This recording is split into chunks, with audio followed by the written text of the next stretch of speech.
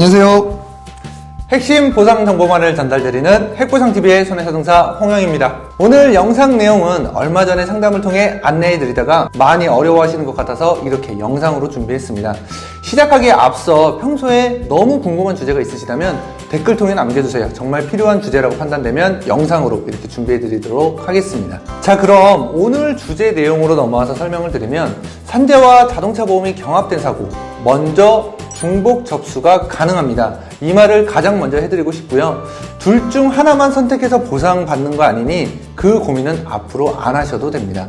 물론 보상관계에 깊게 들어가면 중복 접수는 가능하지만 보상에 있어서는 서로 공통된 항목에 대해서는 둘 중 높은 거 하나만 인정이 된다는 점 참고하시면 됩니다. 그리고 사실 오늘 같은 주제에 가장 좋은 것은 산재보험과 자동차 보험의 성격을 알고 접근하는 것이 가장 좋은데, 같은 보험이라 할지라도 다루는 법령이 다르기 때문에 보상하는 범위의 차이가 굉장히 큽니다. 그래서 기본적으로 산재와 자동차 보험에서 유리한 내용은 꼭 기억을 하셔야 합니다. 일단 산재의 가장 큰 좋은 점은 바로 무과실 책임주의라는 건데요. 즉, 업무 연관성만 있다고 판단이 되면 근로자의 과실이 아무리 많다고 할지라도 우리가 흔히 아는 과실상계 이런 게 없습니다. 근로복지공단에서 승인만 난다면 요양급여, 휴업급여, 장애급여 등 과실에 따른 삭감 없이 지급 처리가 됩니다. 그럼 이 내용이 뜻하는 건 뭘까요? 그렇죠. 내가 가해자의 입장인 교통사고일 때, 나의 과실이 많은 사고일 때, 이때에는 자동차 보험이 아닌 산재로 처리한다는 게 유리하다는 말입니다. 그리고 기왕증이 경합된 디스크나 회전근개 파열 등과 같이 다툼이 생길 수는 있지만 산재에서 승인만 받는다면 이 또한 자동차 보험보다 산재가 더 유리합니다. 자동차 보험은 과실도 과실이지만 질병과 상해가 경합된 사고에 대해서는 외상사고 기여도만큼만 보상을 하기 때문에 추후 합의 금액에서 기왕증 공제가 이루어집니다. 이렇게 보면 산재가 조금 더 유리해 보이시죠? 하지만 자동차 보험이 유리한 경우도 있습니다. 산재는 일단 병원에서 비급여 치료비가 인정이 안 됩니다. 그렇다면 만약 피해자가 화상사고를 당하였거나 성형수술이 필요한 경우에는 산재보다는 자동차 보험이 훨씬 유리합니다. 그리고 산재는 요양기간을 근로복지공단에서 정해줍니다. 이는 산재가 종결이 되면 더 이상 치료를 받을 수 없다는 말입니다. 물론 장애 등급을 받으면 향후 정해진 횟수만큼은 치료를 받을 수 있지만 굉장히 제한적입니다. 그럼 자동차 보험도 그럴까요?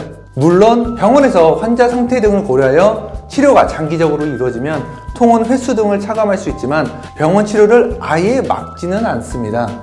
그래서 내가 장기적인 치료가 필요하다고 판단이 되면 자동차 보험으로 하는 게 유리하겠죠.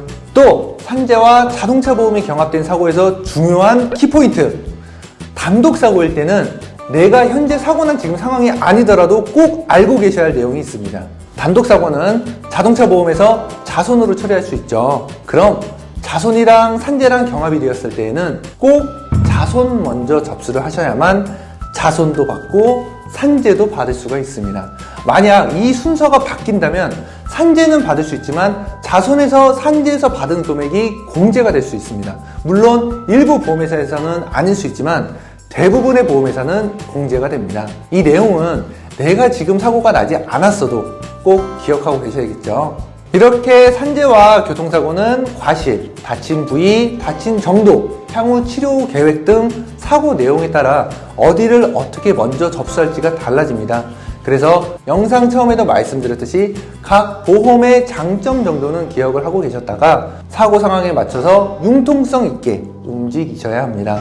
혹시 이 영상을 보시고도 어떻게 어디를 먼저 처리해야 될지 모르신다면 전화 상담이나 댓글, 사건 의뢰를 통해 말씀 주시면 사고 상황을 보고 객관적으로 설명드리도록 하겠습니다. 오늘 영상 내용도 좋으셨다면 구독과 좋아요 부탁드리고요. 항상 보험 소비자분들을 위해 노력하는 핵보상TV가 되겠습니다. 감사합니다.